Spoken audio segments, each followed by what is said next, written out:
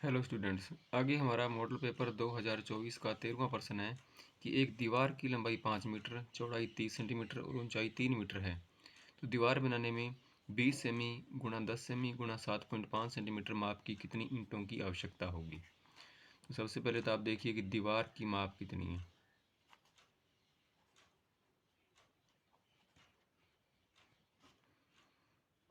दीवार की लंबाई 5 मीटर,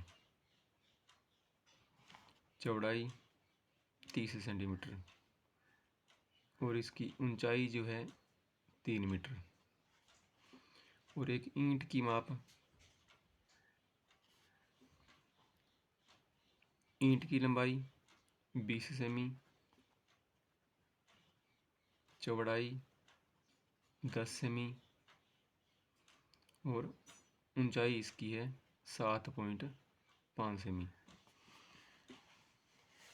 दीवार में ईंटों की संख्या निकालने के लिए हम दीवार के आयतन में ईंट के आयतन का भाग करेंगे, लेकिन आयतन निकालने के लिए जो मात्रक होते हैं वो समान होनी चाहिए। ईंट वाले तीनों समान हैं सेंटीमीटर में, मीटर वाले दो, दीवार वाले 2 मीटर में और 1 सेमी में है। तो हम इन 6 के 6 मात्रक समान करते हैं। ये 3 सेंटीमीटर में और एक ये 4 सेंटीमीटर में होगी, तो इन दो बचे हुए 2 को भी हम सेंटीमीटर में बदल देंगे। 1 मीटर में होते हैं 100 सेमी, तो 5 मीटर के 500 सेमी और 3 मीटर के हो गए 300 सेमी। तो अब दीवार में लगी ईंटों की संख्या,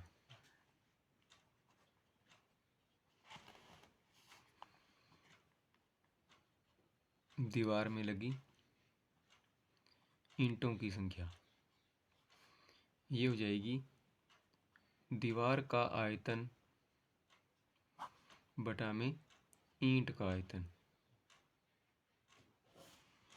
अब ये दीवार और ईंट दोनों ही घनाभ है, तो इसमें हम कर देंगे दीवार की लंबाई गुणा चौड़ाई गुणा ऊंचाई और बटा में आ जाएगा ईंट की लंबाई गुणा चौड़ाई गुणा ऊंचाई। तो अब देखो कि दीवार की लंबाई चौड़ाई ऊंचाई कितनी है।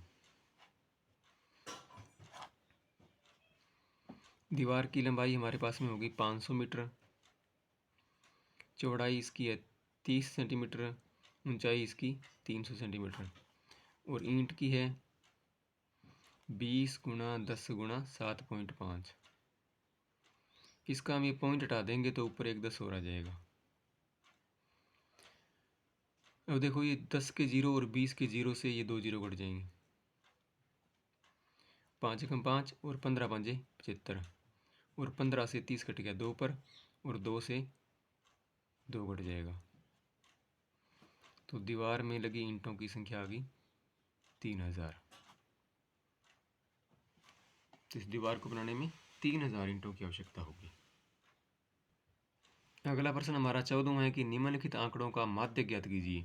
तो ये आंकड़े वर्गीकृत नहीं, तो यहाँ पर पहले से x का मान दिया हुआ है और ये इनकी बारंबारता, तो इसके लिए हम CF ज्ञात कर लेते हैं। तो पहले वर्ग के लिए CF 6 ही आएगी।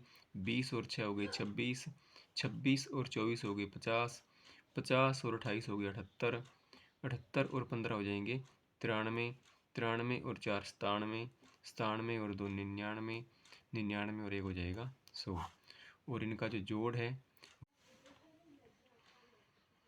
हमारा बारंबारताओं का योग जो है वो बन गया 100 और ये 100 मान जो है वही n के बराबर होता है।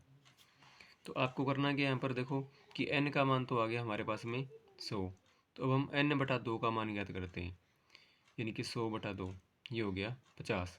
तो अब आप देखो कि 50 से ठीक बड़ी संचयी बारंबारता कौन सी है। 50 से ठीक बड़ी संचयी बारंबारता 50 से बड़ी है 78, तो इसके सामने का जो मान आएगा वही इसका माध्यक बन जाएगा, इसलिए माध्यक का मान जो है वो 29 हो गया।